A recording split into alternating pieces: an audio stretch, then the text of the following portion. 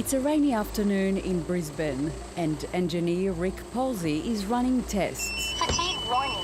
Please rest now. He manages an AI software platform that detects unsafe driving conditions. So that could be the driver is fatigued, they're distracted, they're using a mobile phone. These cameras are installed in cars and trucks and are programmed to detect triggers like closed eyes, Fatigue warning. Please rest now. or a phone being picked up. It alerts the driver Phone detected. and head office. The event's been triggered and it's uploaded to the cloud. This technology, Rick says, is common across the trucking and mining industries. We've been providing these sorts of services for the last 4 years, and it is increasing in popularity exponentially. New technologies are transforming the modern workplace. A survey conducted by an international law firm last year found that 97% of large companies across all sectors are already using or plan to use technology to monitor employees.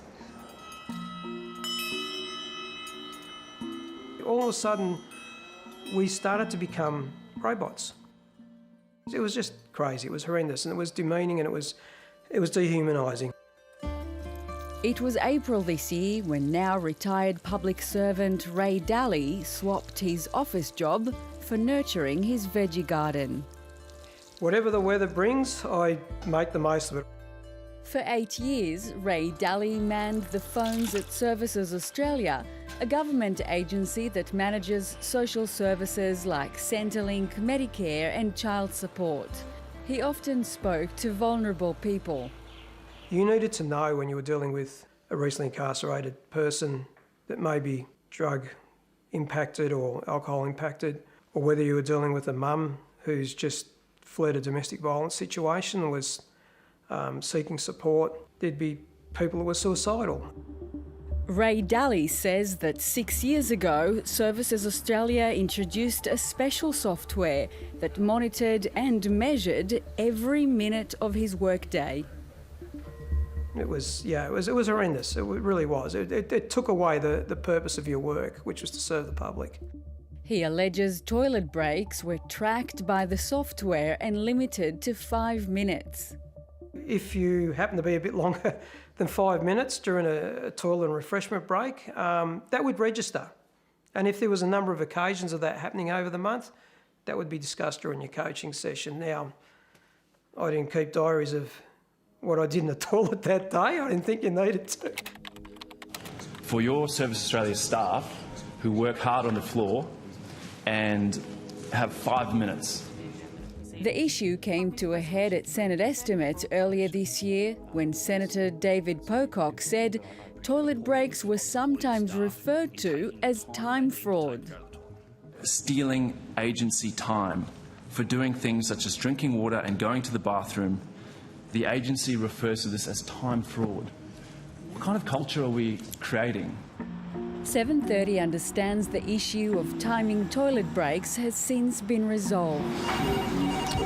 In a statement, Services Australia said monitoring toilet breaks doesn't align to their policies, culture or expectations, and that staff are encouraged to report it to senior leaders if it ever occurs. Surveillance technologies are everywhere. You may not even realise they're being used at your work to monitor things like the rate of your keystrokes or what you're looking at online. 2 government probes are investigating if our laws are fit for purpose. And in New South Wales, a similar inquiry concluded 2 years ago.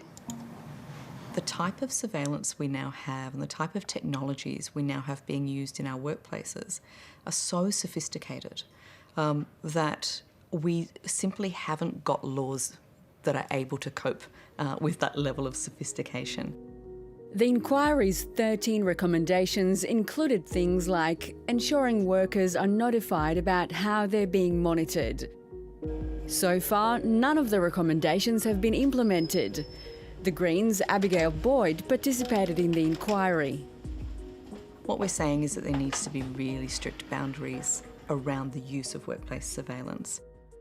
Shouldn't employers have the right to use those AI technologies to improve their business? I think that's a slippery slope.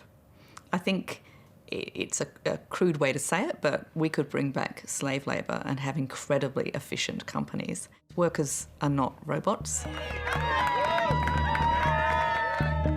In the last few weeks, Woolworths warehouse employees have protested partly about how surveillance technologies have been used to discipline them. 7:30 understands some of the staff in the stores are also concerned. You get quite hyper-vigilant. I think you definitely have a self-awareness about your movement and your just your conduct and your presence in the store the whole time that you're there. Charlie worked for Woolies for more than 10 years. He resigned earlier this year. For me, it would have been in good faith for us to have a better understanding of the purpose behind the technology. But, I was pretty beholden to the process at the time because it was the only job I had, so it was my only source of income. Charlie was most surprised when he claims he was told that even CCTV footage was sometimes used to monitor staff. There were a number of instances where team members were pulled aside to have essentially disciplinary conversations or performance conversations with management about things that they'd observed through the CCTV footage. Several managers disclosed that to me. The use of CCTV to discipline employees is not against the law. Woolworths said CCTV footage is reviewed only as part of an investigation into store incidents, including safety, personal injury, theft or damage. Their privacy policy states that they may collect CCTV information for other purposes as well. I can definitely recall very, very clearly in my head where there was CCTV coverage and where there wasn't, because the places where you knew that there wasn't, you would kind of instinctively relax. I refer back to the old song by the Police, because that's what it felt like. Every breath you took, every move you made, they'll be watching you.